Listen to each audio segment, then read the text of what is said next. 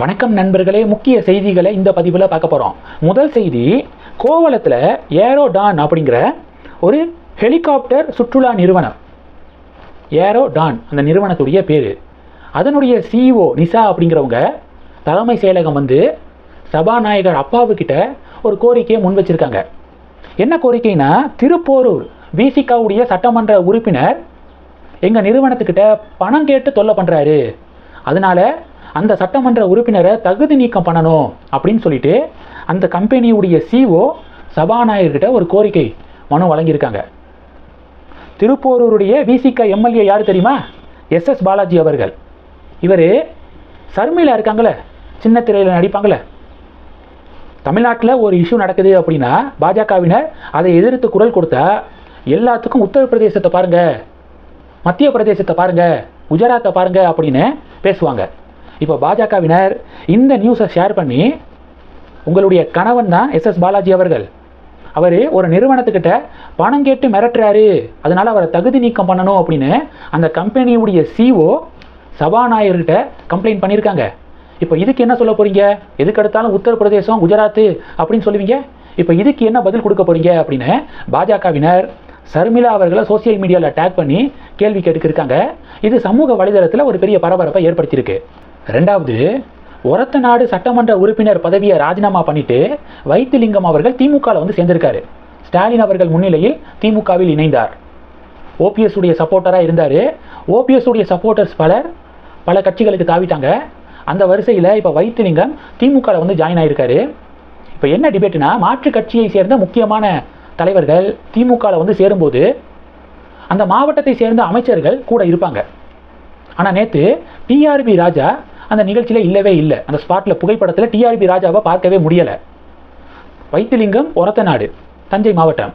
தஞ்சை மாவட்டத்தை சேர்ந்த அமைச்சர் யார்? டிஆர்பி ராஜா அவர்கள். அவர் ஸ்பாட்லேயே இல்லையே, என்ன காரணம் அப்படின்னு சொல்லிட்டு தினமலர் ஒரு ஆர்டிக்கிள் எழுதியிருக்காங்க. அதில் தினமலர் என்ன சொல்லியிருக்காங்கன்னா, வைத்திலிங்கம் இப்போ திமுகவில் சேர்ந்ததுனால, அவர் அதிமுகவில் மிக முக்கியமான பொறுப்புலாம் இருந்தவர், அவர் திமுகவில் வந்து சேர்ந்ததுனால தனக்கு திமுகவில் கிடைக்கக்கூடிய அந்த இம்பார்ட்டன்ஸு குறைஞ்சிருமோ அப்படின்னு டிஆர்பி ராஜா பயப்படுறாராம். அதன் காரணமாக தான் எனக்கு வேறு வேலை இருக்குது அப்படின்னு சொல்லிட்டு அந்த நிகழ்ச்சியில் கலந்துக்கல அப்படின்னு தினமலர் ஆர்டிக்கிள் எழுதியிருக்காங்க. இது ஒரு பெரிய பரபரப்பை ஏற்படுத்தியிருக்கு. இது ரெண்டு. கடைசி டாபிக்கு, கோட்டை விட்ட இபிஎஸ் மற்றும் நயினார் அவர்கள் கோதாவில் குதிக்கும் அண்ணாமலை பியூஷ் கோயல் அப்படின்னு தலைப்பு கொடுத்துருக்கேன். ஏன்னா, தமிழர் தேசம் கட்சியுடைய தலைவர் கேகேஎஸ் செல்வகுமார் இருக்கார் பார்த்தீங்களா, அவர் திமுக கூட்டணிக்கு தன்னுடைய ஆதரவை அறிவிச்சிருக்காரு. 2024 பாராளுமன்ற தேர்தலில் தேசிய ஜனநாயக கூட்டணிக்கு தன்னுடைய ஆதரவை தெரிவிச்சிருந்தார். அப்போவே 2026 சட்டமன்ற தேர்தலில் என்டிஏ சார்பாக போட்டியிடுவதற்கான சீட்ஸை ஒதுக்குறோம் உங்களுக்கு அப்படின்னு சொல்லிட்டு தான் அந்த நெகோசியேஷனை முடிச்சிருந்தாங்க சக்ஸஸ்ஃபுல்லாக. முத்தரையர்களுடைய அந்த சமூகத்தை சேர்ந்த நிறையா வாக்குகள் கே செல்வகுமாருக்கு இருக்குது. அப்போது அவரை சோசியல் இன்ஜினியரிங் அப்படின்னு சொல்லுவாங்கள்ல, அவரை என்டிஏலே தக்க வச்சிருக்கணும். ஏன் வந்து அவரை வந்து கோட்டையை விட்டுட்டாங்க? இபிஎஸ் நயினார் அவர்கள் கே செல்வகுமார் அவர்கள்ட்ட பேச்சுவார்த்தை நடத்தி அவருக்கு சில தொகுதிகள் சீட்டை ஒதுக்கீடு செய்து அவரை கூட்டணியிலே தக்க வச்சிருக்கணும். முத்தரையர்களுடைய வாக்குகள் ரொம்ப முக்கியம் என்டிஏவுடைய வெற்றிக்கு, அதை மிஸ் பண்ணிட்டாங்க அப்படின்னு சொல்லிட்டு ஒரு டிபேட் வந்து நடந்துக்கிருக்கு. அண்ணாமலை பாஜக மாநில தலைவராக இருந்தப்ப அவர் கூட்டணி கட்சி தலைவர்கள்ட்ட ரொம்ப நட்பாக பழகக்கூடியவர் அண்ணாமலை. டிடிவி தினகரன் ஏன் என்டிஏக்குள்ளே வந்தார்? அண்ணாமலைக்காக. ஓபிஎஸ் என்டிஏக்குள்ளே வருவார் அப்படின்னு இன்னைக்கு அண்ணாமலை நம்பிக்கை தெரிவிச்சிருக்காரு. நேற்று பியூஷ் கோயலை ரவீந்திரநாத் இருக்கார்ல, ஓபிஎஸ் உடைய மகன், அவர் சந்தித்து ஆலோசனை நடத்தியிருக்காரு. 2 தொகுதிகள் ஓபிஎஸ்க்கு என்டிஏ சார்பில் ஒதுக்கப்பட வாய்ப்பு இருக்குது கூட்டணிக்கு வரும் பட்சத்தில் அப்படின்னு என்டிஏ சொல்லியிருக்காங்க. பியூஷ் கோயல் சொல்லியிருக்காரு. ஓபிஎஸ் கூட்டணிக்குள்ளே வருவார் அப்படின்னு அண்ணாமலை நம்பிக்கை தெரிவிச்சிருக்காரு. கே செல்வகுமார் கிட்ட பேச்சுவார்த்தை நடத்தி தமிழர் தேசம் கட்சியை என்டிஏவுக்கு ஆதரவு தெரிவிக்க வைக்கணும் அப்படிங்கிறதான் பாஜகவினர்களுடைய கோரிக்கையாக இருக்குது. என்ன நடக்குது அப்படிங்கிறத பொறுத்திருந்து பார்க்கலாம். ஆனால் இது ரொம்ப லேட்டுன்னு நினைக்கிறேன். அவர் திமுக கூட்டணிக்கு தன்னுடைய ஆதரவு தெரிவிச்சிட்டாரு. மேலும் போட்டியிட வாய்ப்பும் கேட்டிருக்காரு, சீட்டு கேட்டிருக்காரு அவருடைய கட்சிக்கு. திமுக கொடுக்குறாங்களா அப்படிங்கிறத வெயிட் பண்ணி பார்க்கலாம்.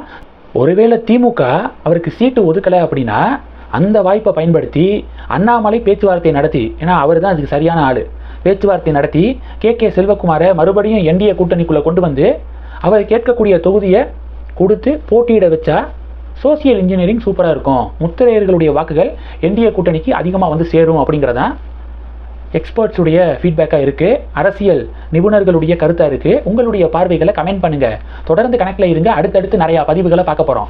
நன்றி. ஜெய் ஹிந்த்.